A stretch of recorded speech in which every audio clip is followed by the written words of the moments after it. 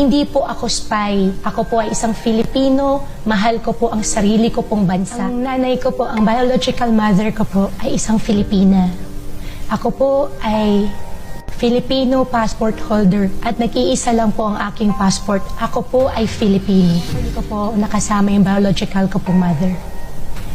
At the age of 12 po, nalaman ko po na siya po ay sa bahay po ng first wife ng dad ko po.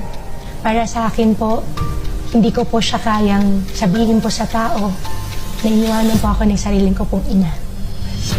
During the Senate hearing po, masyado po ako na blanco. Hindi po ako taga Manila.